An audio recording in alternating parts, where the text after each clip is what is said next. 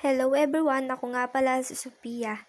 Narito po ako upang ituro ko po sa inyo kung paano makita ang mga tumitingin na others sa ating mga Facebook account.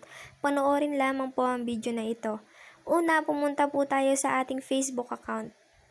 Once na naklik na po natin ang Facebook, pumunta lamang po tayo sa ating profile picture.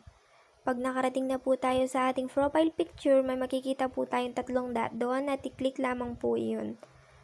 At pag naklik na po tayo, pumunta po tayo sa ating archive, i-click lamang po ang archive dun at hintayin po natin ang lumabas.